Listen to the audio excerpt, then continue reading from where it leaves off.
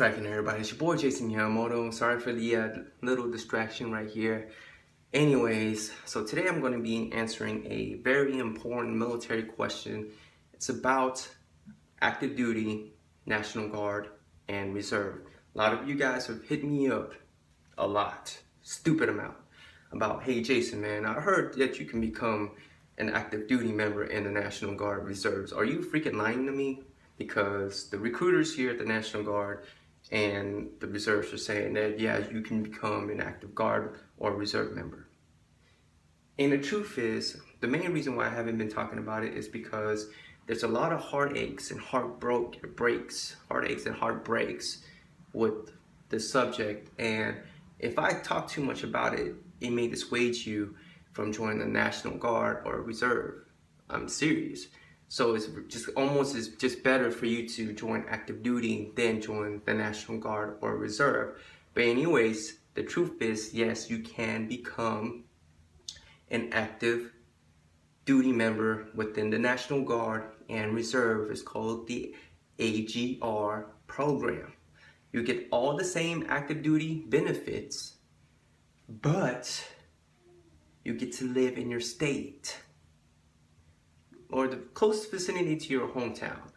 Because here in California, there's a whole bunch of AGR positions from San Francisco all the way down to San Diego. And I can tell you that if I was to put in a packet today to become an active guard member, I'd probably get put in a town where I don't want to be in. The moving still applies, you know, within your state, but not in a larger scale where in active duty, you switch from like Washington to like Japan, and Japan to Korea, and Korea to like California, and then California back to the East Coast. It's not that extreme, right? But you do move around within your state, so it's not too bad. So with that being said, let me get straight into the AGR program. So check it out. There's a lot of requirements to become an AGR, right? The 4 biggest jobs in your AGR are your training NCO, the guy who's in control of making sure everybody's trained, making sure they're going to their training, making sure that you're getting sent to your school and he's doing the itinerary, and then you're going to go to your school to learn more about the military, because sometimes they require you to learn more about your job or other people's job, right? Then the second job is readiness. The readiness NCO is in charge of taking care of the unit. They're making sure that everybody is medically ready to deploy, to assist, to help with emergency and disasters, etc., right? And then your third job is supply, logistics. They're gonna make sure that everything's ordered for the unit, making sure that soldiers are supplied with uniforms, equipment, vehicles, and weapons, right? Then the fourth job is recruiting. Those are the 4 biggest jobs in the military. But what the recruiters won't tell you is the fact that there are major requirements and restrictions that allow certain soldiers to get these kinds of jobs. So one of the biggest things that recruiters don't like to tell you is the fact that your line scores have to be at the minimum of 105, depending on the job requirement. But from my experiences and looking over different jobs in the AGR program, most of them is 105 and above. Your line scores. Your ASVAB scores, you know, they like to do like these 50s, 60s, 70s. But at the end of the day, they're looking for line scores, which is your GT and ST scores. It's pretty much your technical skills, your English and reading, and your writing and your math, etc., right? Just want to make sure that you're smart enough. So those are your biggest scores, is to be 105 and above, all right? Unfortunately, majority of the people who get ASVAB scores of 50 and below usually fall beneath that 105 line score, okay? So that's that for the score portion. Second thing that they don't like to tell you is that majority of these AGR positions are E5 and above. The grade of E5 is sergeant and above. Sergeant, staff sergeant, sergeant first class, and master sergeant. These jobs are are mostly career driven to these individuals. So if you're a private and your sergeant's up there, you may not get that job until you become a sergeant, or unless you complete all the requirement courses for you to become an AGR soldier. Yeah, that is true. So if you continue to fail your APFT, if you continue to fail your weapons qualification, you'll never rise up through the ranks, and you will probably never get sent to a leadership course where you will become eligible for a sergeant and attain an AGR job. Now, with that being said, right, is there more? Yes, you have to be eligible or already have secret clearance or top secret clearance. There's going to be top military secrets that you're going to have to keep. And if you can't even keep a secret, you can't get hired, right?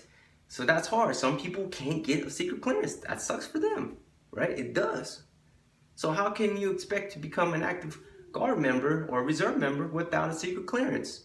You go through MEPS and they say, no, sorry, you don't qualify for a secret clearance. You're like, fuck. Then there's no point of being an active guard member because you can't even qualify for a secret clearance, right? Down the line you can, but now you can't, and that's the whole point for you to join the National Guard, right? Another thing that I don't like to tell you is the fact that in the National Guard, they check your driving record. Yeah. So if you don't have a driver license, or you have a shit driving record, you like to crash a few cars, like to drive drunk, you're not gonna become an AGR. Sorry, it is what it is. You got a misdemeanor, felony, whatever. You're not gonna become an AGR. You can kiss that fucking dream goodbye. Alright? So I covered the majority of how to become an AGR and their minimum requirements, but the last thing you need to do is look up your states.gov. Go to your Google,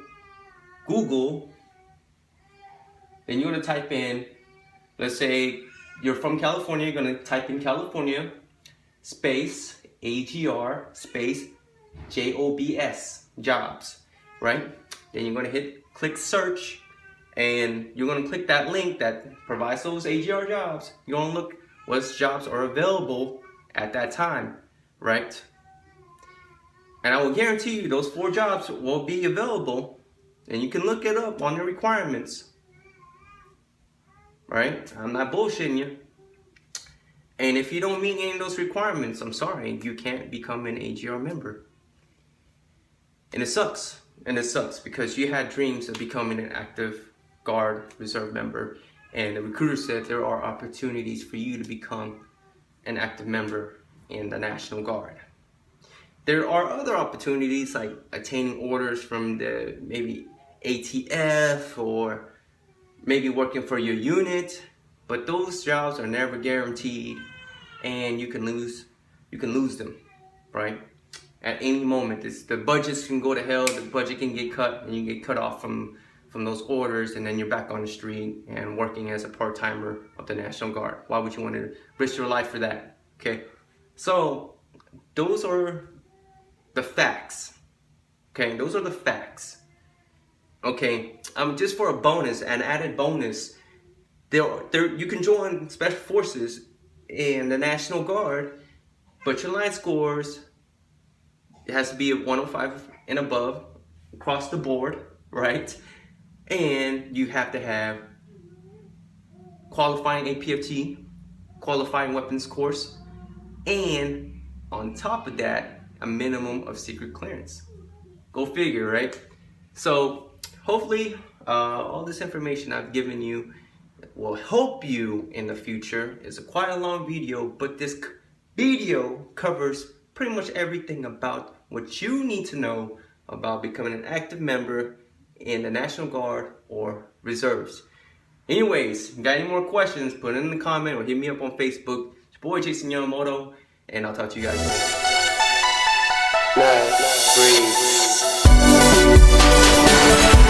Breathe.